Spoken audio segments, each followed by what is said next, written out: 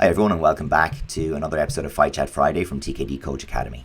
So this week we're going to wrap up our series on direct counters and we're going to focus on the techniques that we haven't talked about already. So we've already focused on the side kick and the blitz, and now we're going to have a good look at everything else. So if a different technique is hounding you and causing you difficulty, stay with us this episode and we'll try and solve that one for you.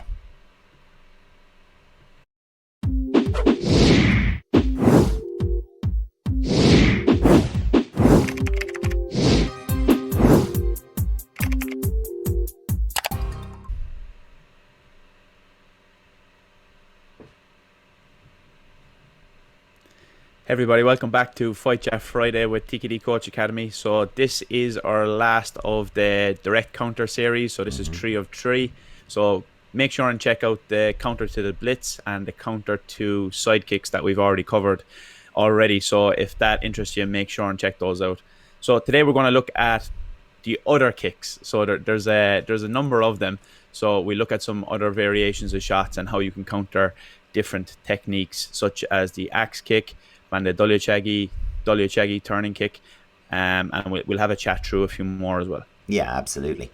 And again, I think for this one we're going to have to focus a little bit more on the principles rather than only the examples and the video examples, and that's because there is an endless range of possibilities out there, and we won't go and find a video example of each and every one of them. So it's much better to have principles that you can work from rather than just strictly techniques and tactics to play from. So maybe that said, let's have a look at the axe kick, because it's the axe, the hacks, and its variations are still kind of a common threat. And if people don't see them often, they don't have a direct answer to it, and then you just have to move. So let's have a look at a few. Yeah, it's one of those ones that, because we don't want to be kicking each other in the head with an axe very often, it's one that we might not train in terms of getting the timing exactly right. So it's one of the ones that you'll probably just pick up from your free sparring. And here we see Julio Carlos and Timothy Boss, and he's just trying to come around that axe kick as it's coming down. So it's the timing here, I think, Adrian, is very, very important. Yeah. Because if you a second too early, a second too late, it's going to be the wrong timing. And it is one as well where, when we train it, people are very afraid to train it because they're so afraid to get caught with that axe kick that they don't like to spin. And then with a bit of practice, it actually goes the other way, where the person doesn't want to throw the axe kick because of the spin. And, it can be mentally a little bit difficult to practice it and get the timing right in a representative scenario. But you can see just that principle. The downward kick is coming straight, the reverse turning kick is coming around, and it follows the normal principles of just like blending. And we have a slightly different version here from Adam, where it's there's a bit of back kick, there's a bit of bandae to it. He's mixing the two, but the principles are what applies there. So it's a straight shot that you're going to spin, and if your timing is right, you'll disrupt the end of the technique and the axe kick won't finish. If you're too late, it'll probably land on your back, and you don't want that. Yeah, but that's the thing. You got there's a small target here for the axe kicker. They're looking for the head. So if you can take that head away, not only does that take away their where they're aiming for, but it also drops your body to come around and under the shot, which is what we're looking for here as a principle for countering a high section technique. And so the basics of it is, you are denying the score. If you can get your score as well, bonus. Ideal. So then another really common shot. So a turning kick from front or back leg is going to be a very common shot that people are exposed to. So let's have a look at some simple answers. Yeah, lots of variations in the dollyo turning kick, roundhouse kick, whatever name you have for it. You can take a front leg, you can shift with it, you can carry. There's many variations. Sometimes it's mixed up with the side kick here, maybe like in this example. So you got to recognize the difference. When it's the shin facing versus the heel, it makes a big difference to your options of countering it directly. And in this case, we have the back leg firing, and it's a very, very common thing. The back leg turning kick is a hugely effective scoring technique when it's at the end of a combination. But sometimes if it's thrown from standing, it's just a really big, obvious movement, and you can go directly straight through it. And, it gives you an easy access to hand. So again, bringing us back to that principle, if the shot is round, go straight. If the shot is straight, go round. Yeah, and like the front hand is going to be a good option 90% of the time for this one as well. This is a lovely sequence here from Hong, and we have Julia Cross here as well with some variations. But we can see that the idea is what we kind of mentioned in the main principle here, is you want to come around the shot. So you noticed last week we talked about the back kick and spinning to defend a blitz. You notice that the trajectory is a little different. Here they're a little bit more circular, where last week to defend the blitz they're more straight line and almost direct with the knees close.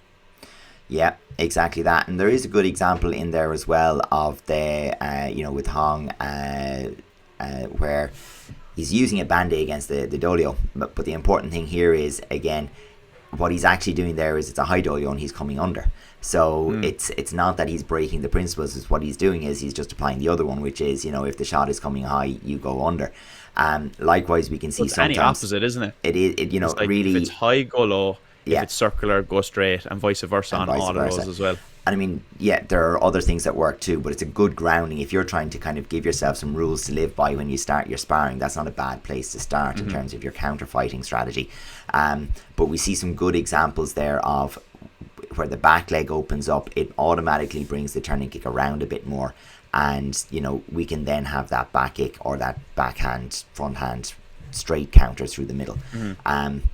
So then that leaves us with, well, what do we do when our opponent spins at us? And often for people that aren't used to someone spinning quickly and aggressively, it becomes quite a challenge. So we're looking at the bandae first, but some of this applies to the back kick as well. Yeah, it's a similar idea really. And we can see some people are very good at this. This one is very unique actually. It's not one you see often, spinning, countering a spin with a spin. So that's quite a unique one, but it's nice if you can pull it off. Again, the timing here is just exquisite. So you got to be very, very confident in your timing and almost have an idea of what's coming. And then we have the idea of either using the lean or just the body positioning to let the kick come by and to hit the open side as it passes. So your timing again has to be very good, because if you leave it go too far, your opponent's going to be back facing you there as he spins through. So, or if they stop at the 180, so we're needing to almost tempt that full spin, the full turn, to see the open side of the body. Yeah, exactly. Not always bandae, not always back kick, but when they spin, basically. It's unlikely that somebody will just like spin into you directly, so you almost have to invite that in, and that's kind of like a step ahead then again when we're talking about countering. Most of these clips, there's been something that has come beforehand, so it's not exactly a direct attack, but it's worth noting the counter is there as a direct counter for any spinning shot. Yeah, and one of the principles that we would tend to say is like the spin has a direction. So the example we were chatting about earlier off air was the revolving door. So you're going into a nice new hotel and there's a big revolving door at the front.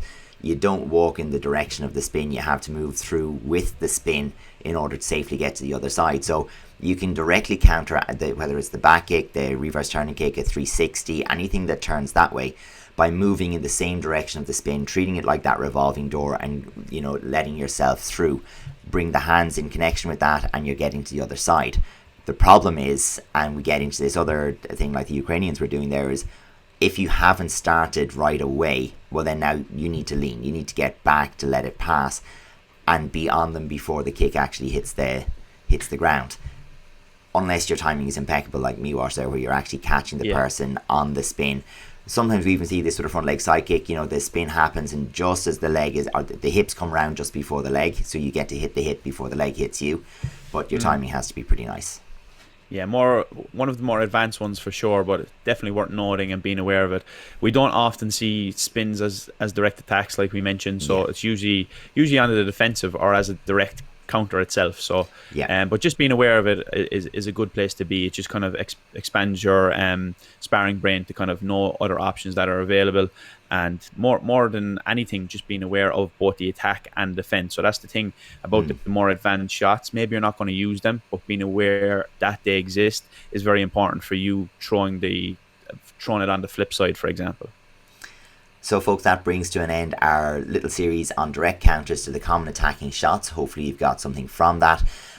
If at this stage you haven't liked or subscribed to the channel, please do go ahead and do that right now. And next week we have a very, very different kind of episode for you, so stay tuned for that one. We'll see you next Friday. See you in the next one.